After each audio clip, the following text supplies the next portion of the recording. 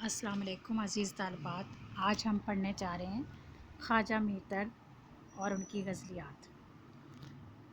خواجہ میر درد کی غزلیات پڑھنے سے پہلے ہم خواجہ میر درد کے بارے میں، ان کے حالات زندگی اور ان کی شاعری کے بارے میں تھوڑا سا تعارف جو ہے وہ پڑھتے ہیں۔ خواجہ میر درد کا اصل نام خواجہ میر اور تخلص درد تھا۔ درد 1720 میں دلی میں پیدا ہوئے۔ ان کے والد خواجہ محمد ناصر بھی صاحب دیوان شاعر تھے اور عندلیب تخلص کرتے تھے، یعنی کہ خواجہ میر درد کو شاعری وراثت میں ملی تھی۔ ان کا دیوان نالہ عندلیب کے نام سے مشہور ہے۔ درد کے آباء و اجداد کا تعلق بخارا سے تھا۔ درد کے والد شاہی منصب دار تھے، یعنی کہ ان کا تعلق شاہی عہدہ جو ہے انہیں ملا ہوا تھا، مگر اپنی درویشانہ طبع کی بنا پر دنیا داری ترک کر کے گوشہ نشین ہو گئے تھے۔ درد کے والد کا تعلق شاہی منصب داروں سے تھا، لیکن ان کی طبیعت میں چونکہ درویشی اور فقیری تھی، اس لیے انہوں نے جلد ہی دنیا کو ترک کیا اور گوشہ نشین ہو گئے تھے۔ چنانچہ شاعری اور تصوف درد کو ورثے میں ملا۔ درد نے صرف 11 برس کی عمر میں قرآن و حدیث کے علاوہ فقہ اور تصوف کی تعلیم بھی حاصل کر لی تھی۔ درد کا خاندان پیری مریدی کے لیے بھی مشہور تھا۔ درد ابھی 29 برس ہی کے تھے کہ اپنے والد کی وفات کے بعد گدی نشین ہو گئے۔ زہد و توکل و استغنا درد میں کوٹ کوٹ کر بھرا ہوا تھا۔ یہی وجہ ہے کہ جب دلی تاراج ہوئی تو اکثر شعراء دلی سے لکھنؤ ہجرت کر گئے، مگر درد اللہ پر توکل کیے دلی سے باہر نہ نکلے۔ درد زندگی کے آخری لمحات تک دلی میں ہی مقیم رہے اور 1785 میں درد کا انتقال دلی ہی میں ہوا۔ درد کا سارا دیوان سراپا انتخاب ہے۔ سراپا انتخاب کا مطلب یہ ہے کہ انہوں نے بہت کم شاعری کی، اور جو شاعری کی وہ ساری کی ساری جو ہے ان کی قابل تعریف ہے۔ درد نے جتنا بھی لکھا اس کا انتخاب نہایت احتیاط سے کیا اور تمام کم درجہ اشعار قلم زد کر دیا۔ اب ایک شاعر جب شاعری کرتا ہے تو اس کی شاعری میں کچھ اچھے اشعار ہوتے ہیں، کچھ اتنے اچھے نہیں ہوتے، لیکن درد نے کیا کیا کہ جو اشعار اسے اپنے معیار پر پورے اترتے دکھائی نہ دیے، ان تمام اشعار کو انہوں نے اپنے دیوان سے نکال دیا۔ درد کی شاعری صوفیانہ رنگ میں رچی ہوئی ہے، یعنی کہ اگر ہم دیکھیں کہ درد کی شاعری کا جو مین موضوع ہے وہ کیا ہے، وہ ہے صوفیانہ رنگ۔ اخلاقیات، سلوک و معرفت کے حقائق، صبر و توکل، استقامت، فنا اور تصوف جیسے موضوعات درد کے کلام میں جا بجا دکھائی دیتے ہیں۔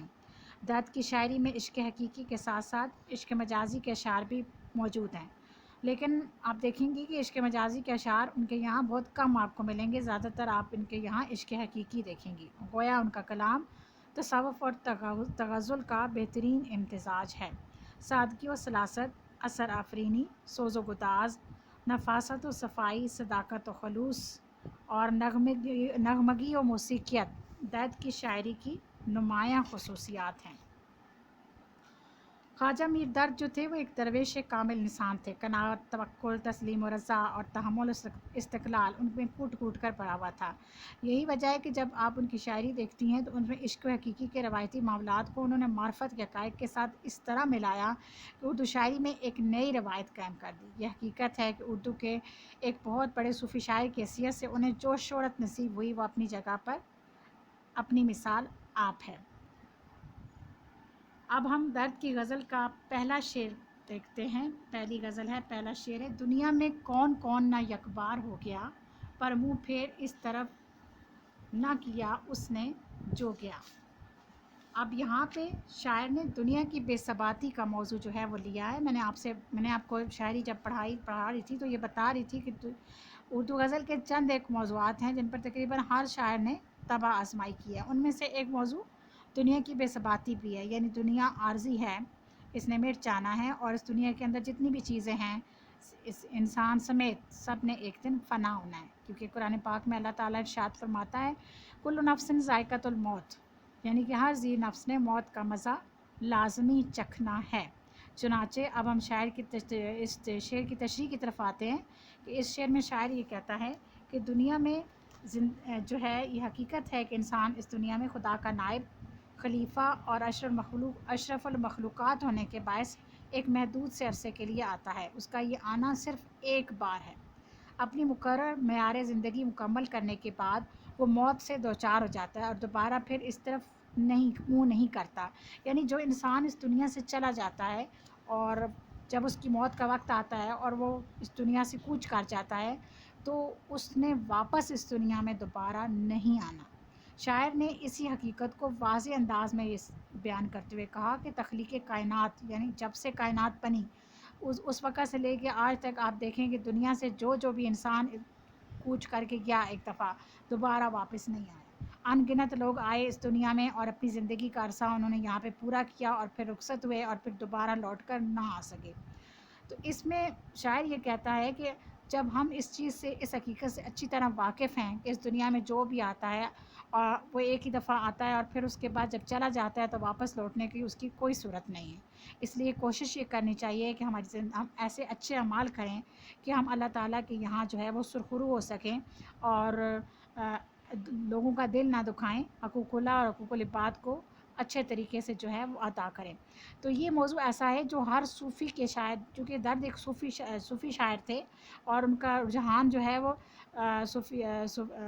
تصوف کی طرف تھا. تو اس میں ہم یہ دیکھتے ہیں کہ وہ ہمیں یہ سمجھاتے ہوئے نظر آتے ہیں کہ دنیا میں جتنے بھی لوگ آئے چلے گئے پھر واپس لوٹنے کی ان کی کوئی صورت نہیں اور یہ کہاں چلے گئے اس بارے میں بھی کوئی کچھ نہیں کہہ سکتا. اسی طرح درد نے ایک اور جگہ اس موضوع کو یوں بیان کیا, درد کچھ معلوم ہے یہ لوگ سب, درد کچھ معلوم ہے یہ لوگ سب, کس طرف سے آئے تھے کدھر چلے, کس طرف سے آئے تھے کدھر چلے. اور آپ اس میں شعر لکھ سکتی ہیں, نہ گورے سکندر نہ ہے قبر دارا, نہ گورے سکندر نہ ہے قبر دارا, مٹے نامیوں کے نشاں کیسے کیسے. اسی غزل کا اگلا شعر ہے, پھرتی ہے میری خاک صبا در بدر لیے, پھرتی ہے میری خاک صبا در بدر لیے, اے چشم اشک بار یہ کیا تجھ کو ہو گیا. اس شعر میں شاعر نے عشق کے بارے میں بتایا ہے کہ عشق کا جو راستہ ہے وہ انتہائی کٹھن راستہ ہے, وہ چاہے عشق حقیقی ہو یا مجازی, دونوں صورتوں میں عاشق کو بہت ساری مشکلات کا سامنا کرنا پڑتا ہے اور ان تمام مشکلات سے نبرد آزما ہونے کے لیے اس کو بہت زیادہ حوصلہ اور استقامت کی ضرورت ہے. اور اگر کوئی اس عشق کے راستے کو اختیار کرنے کے بعد روتا ہے, بلبلاتا ہے, چیختا چلاتا ہے تو یہ اس طرح سے اس کی عشق کی توہین ہوتی ہے. تو یہاں پہ وہ کہتا ہے کہ عشق کی مصیبتیں اور تکلیفیں اس قدر شدید ہوتی ہیں کہ عاشق کے جسم کو خاک میں ملا دیتی, مٹی میں مل کر مٹی ہو جانے والے شاعر کے جسم کی خاک کو ہوا ادھر سے ادھر اڑائے لیے پھرتی ہے.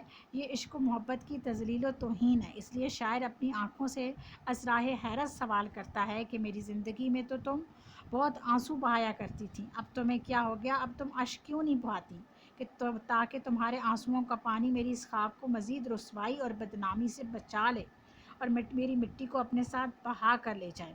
یہ تو اس کا ایک مطلب ہو گیا. دوسرا اس کا مطلب آپ یہ کر سکتی ہیں کہ جو میں نے زندگی کہتا ہے اپنی ساری عشق حقیقی کے لیے وقف کر دی اور اللہ تعالیٰ کو پانے کے لیے, اس کی خوشنودی کو حاصل کرنے کے لیے میں نے اپنی ہستی کو مٹا ڈالا.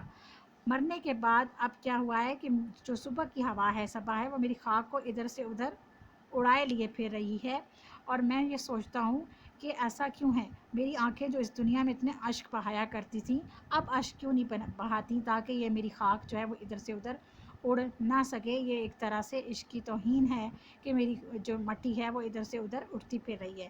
میری محبت کا تقاضا تو یہ تھا کہ میرے ساتھ ایسا نہ ہوتا. اس لیے شاعر نے یہاں پہ اپنی آنسو برساتی آنکھوں کو بہت زیادہ اس کا گلہ کیا ہے کہ وہ کیوں نہیں اب آنسو بہا رہی کہ اس کی مٹی جو ہے وہ ادھر سے ادھر اڑتی پھر رہی ہے. چونکہ رونے دھونے کا ذکر ہے اس میں تو رونے دھونے والے بہت سے اشعار ہم میر کے یہاں سے لے سکتے ہیں, میر تقی میر کے یہاں سے. مثلاً ایک جگہ وہ کہتا ہے, سہانے میر کے آہستہ بولو ابھی ٹک روتے روتے سو گیا ہے. ایک اور جگہ وہ کہتا ہے, روتے پھرتے ہیں ساری ساری رات اب یہی روزگار ہے اپنا. تو رونے دھونے والے اشعار جو ہیں وہ ہم اس میں لکھ سکتے ہیں اور یہ موضوع جو ہے رونے دھونے والا ہے. یہ بھی ہم دیکھتے ہیں کہ اکثر شعراء جو ہیں اس پر اظہار خیال کرتے نظر آتے ہیں. تو ایک موضوع تو یہ ہو گیا کہ اس پہ آپ اشعار دو یاد کر لیں اور اس کو آپ تشریح میں جو ہے اپنی کوٹ کر سکتی ہیں. تو آج کا جو لیکچر میرا خیال ہے کافی ہے.